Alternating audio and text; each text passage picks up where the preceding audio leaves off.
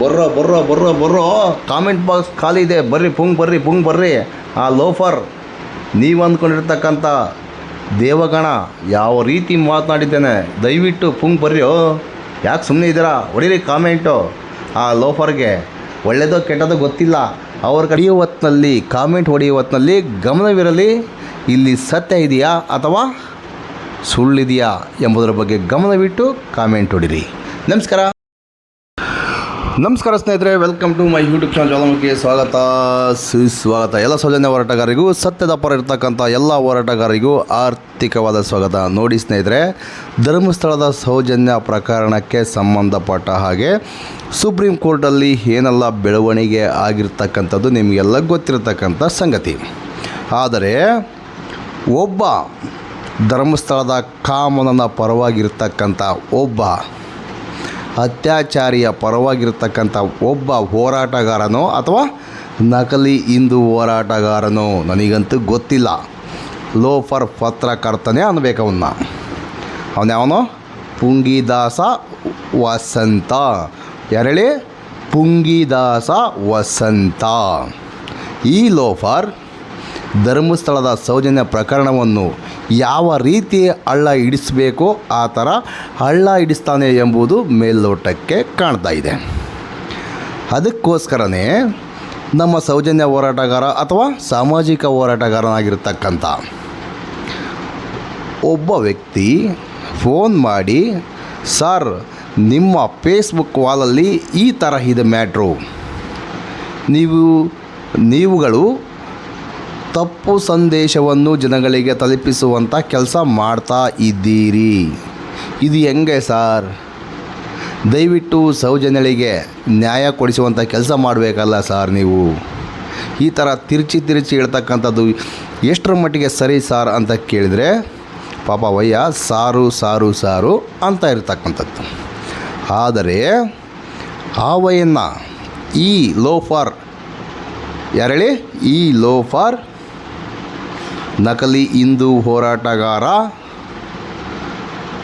ಬಡ್ಡಿ ಪೂಜ್ಯರ ಅಂಧ ಭಕ್ತನಾಗಿರ್ತಕ್ಕಂಥ ಈ ಲೋಫರ್ ವಸಂತ, ಯಾರೇಳಿ?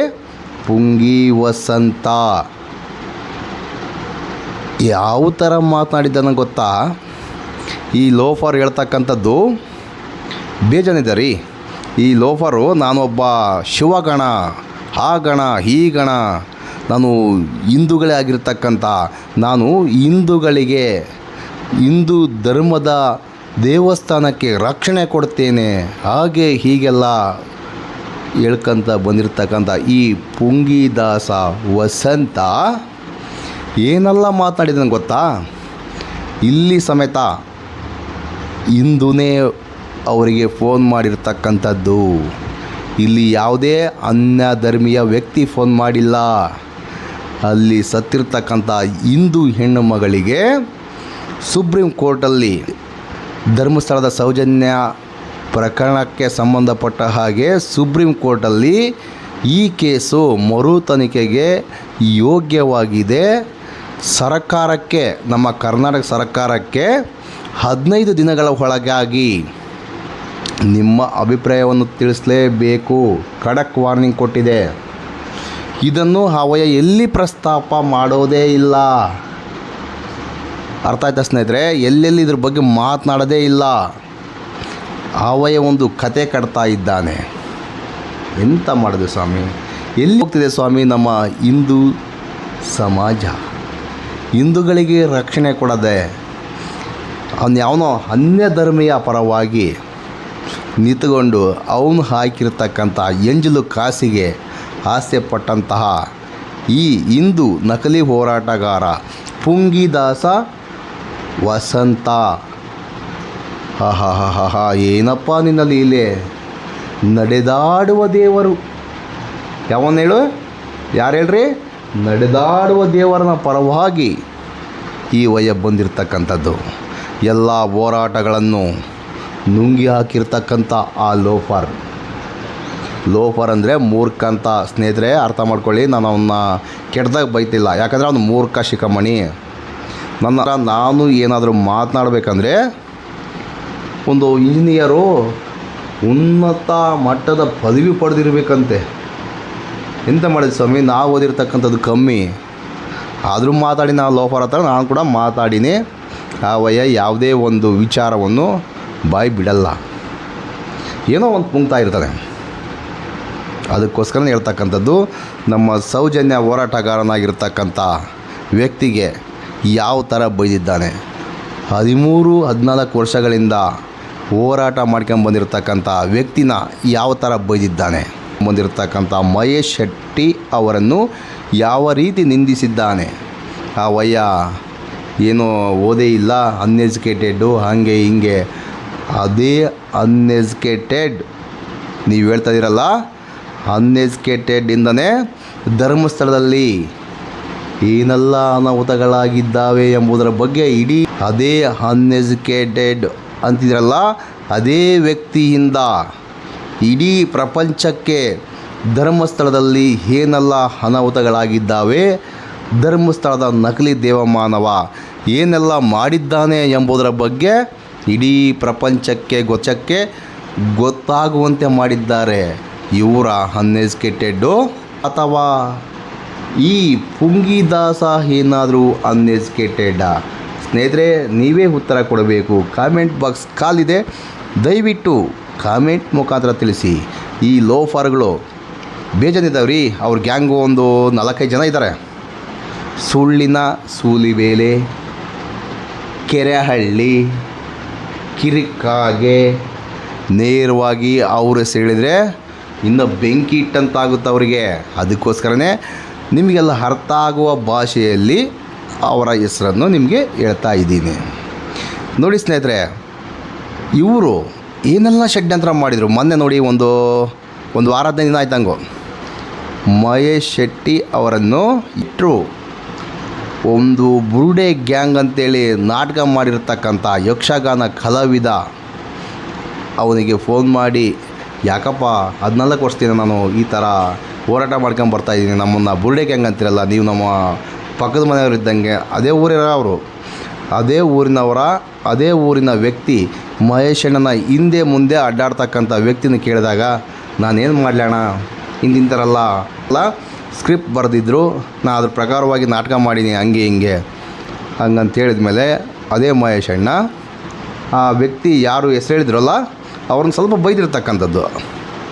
ಅವ್ರ ಮನೇಲಿ ಹಿಂಗಾಗಿದ್ರೆ ಹಿಂಗೆ ಅಂತೇಳಿ ಅವಯ್ಯ ಬೈದಿರ್ತಕ್ಕಂಥದ್ದು ಸತ್ಯ. ಯಾಕಂದರೆ 14 ವರ್ಷಗಳಿಂದ 13-14 ವರ್ಷಗಳಿಂದ ಹೋರಾಟ ಮಾಡಿರ್ತಕ್ಕಂಥ ವ್ಯಕ್ತಿ ನೋವಾಗ್ತಿದೆ, ಅದಕ್ಕೋಸ್ಕರ ಬೈದಿರ್ತಕ್ಕಂಥದ್ದು. 1-2 FIR ಕೂಡ ಮಾಡಿಬಿಟ್ಟಿದ್ದಾರೆ. ಈ ಥರ ಅದೇ ಆ ಲೋಫರ್ ಪುಂಗಿದಾಸ ವಸಂತ ಗಿಳಿಯಾರು ಹೋರಾಟಗಾರನನ್ನು ಸೂಮಗ ಬೋಮಗಂತ ಬೈಬೋದಾ ಹೇಳಿ ಸ್ನೇಹಿತರೆ.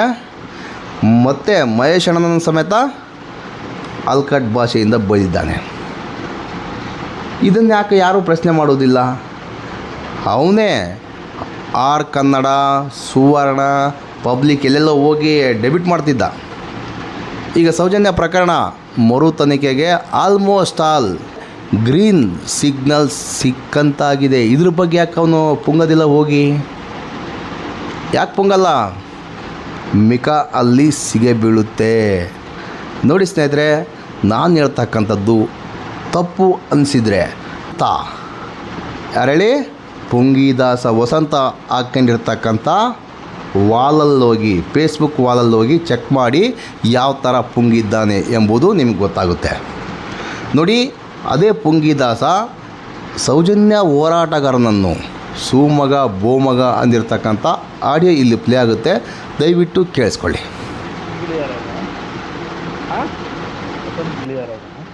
ಅಲ್ಲ ಹೌದು ಮಾತಾಡೋದು ಅಲ್ಲ, ತಾವು ಅವರು ವಾಯ್ಸ್ ಕೇಳಿಸ್ತಾ ಇದ್ದಾರೆ. ಏನು ತಾವು ನೋಡಿದ್ರೆ ಅಲ್ಲ ಅಂತ ಹೇಳ್ತಾ ಇದ್ದೀರಿ.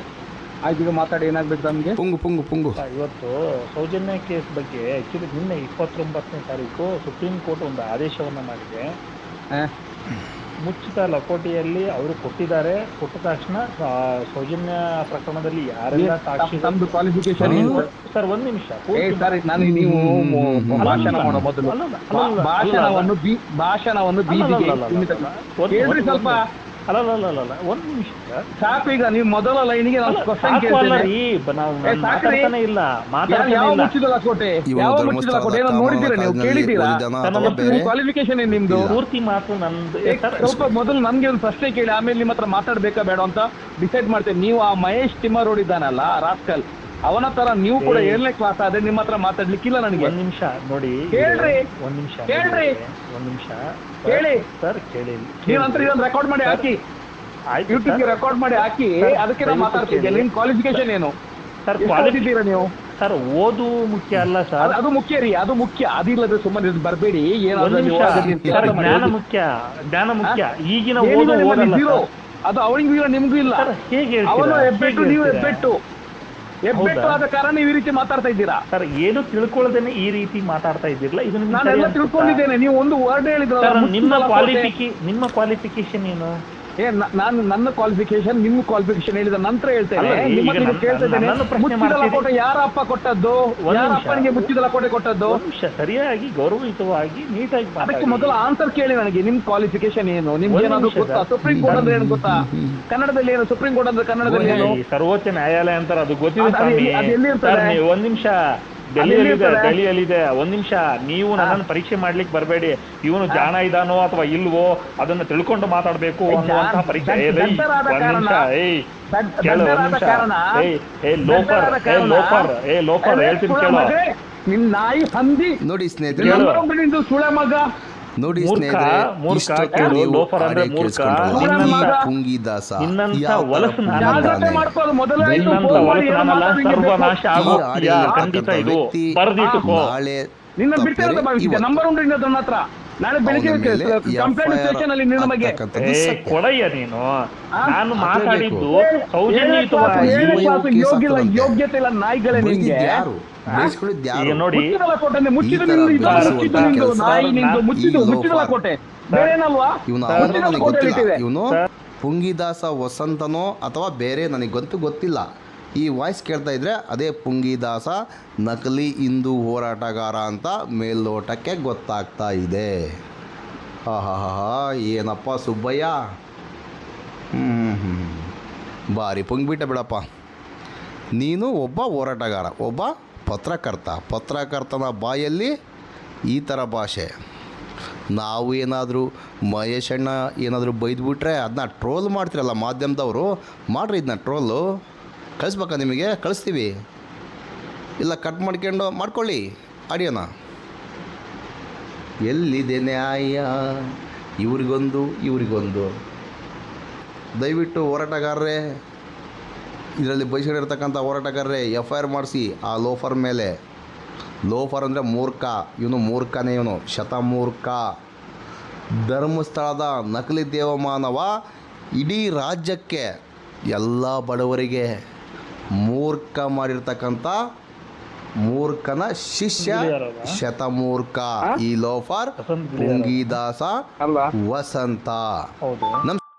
ಮಾತಾಡುದು ಅಲ್ಲ, ತಾವು ವಸಂತ್ ಗಿಳಿಯಾರ್ ಅವರು ವಾಯ್ಸ್ ಕೇಳಿಸ್ತಾ ಇದೆ ನನಗೆ.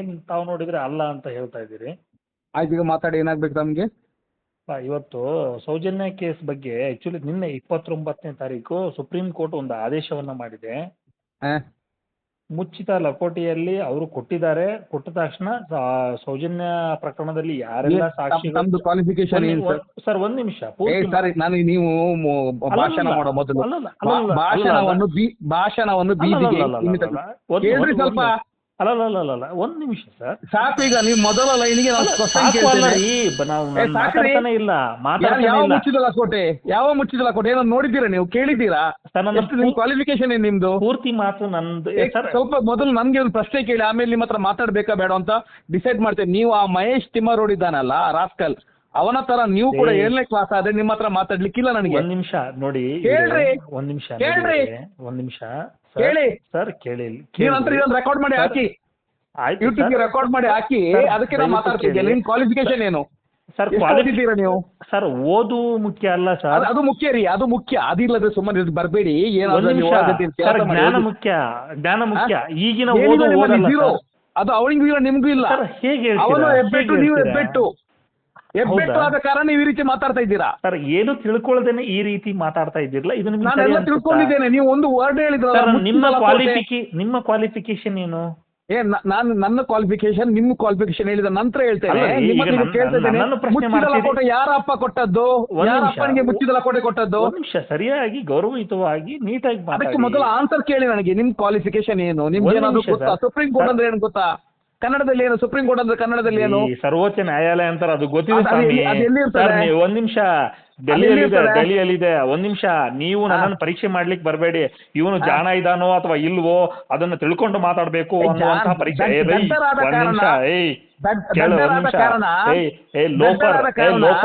ಲೋಫರ್ ಹೇಳ್ತೀನಿ ಕೇಳೋ. ನಿನ್ ನಾಯಿ ಹಂದಿ ಸುಳೆ ಮಗ, ಮೂರ್ಖ ಕೇಳು. ಲೋಫರ್ ಅಂದ್ರೆ ಮೂರ್ಖ. ನಿನ್ನಂತ ವಲಸು ನಿನ್ನಂತ ವಲಸು ನಾನಲ್ಲ. ಸರ್ವನಾಶ ಆಗೋಗ್ತೀಯಾ ಖಂಡಿತ. ಇದು ಬರ್ದಿಟ್ಟುಕೋ. ನಿನ್ನ ಬಿಡ್ತೇನೆ ಭಾವಿಸಿದ್ಯಾ? ನಂಬರ್ ಉಂಟು ನನ್ನ ಹತ್ರ. ನಾಳೆ ಬೆಳಿಗ್ಗೆ ಕಂಪ್ಲೇಂಟ್ ಸ್ಟೇಷನ್ ಅಲ್ಲಿ ನಿನ್ನ ಬಗ್ಗೆ. ಕೊಡಯ್ಯ ನೀನು. ನಾನು ಮಾತಾಡಿದ್ದು ಸೌಜನ್ಯಯುತವಾಗಿ. ಯೋಗ್ಯತೆ ಇಲ್ಲ ನಾಯಿಗಳೇ ನಿಮ್ಗೆ. ಈಗ ನೋಡಿ, ಮುಚ್ಚಿದ ನಿಂದು ಇದನ್ನು ಮುಚ್ಚಿದ್ದು ನಿಂದು ನಾಯಿ ನಿಂದು ಮುಚ್ಚಿದಲ್ಲ ಕೋಟೆ ಬೇರೇನಲ್ವಾ? ಮುಚ್ಚಿದಲ್ಲ ಕೋಟೆಯಲ್ಲಿ ಇಟ್ಟಿದೆ.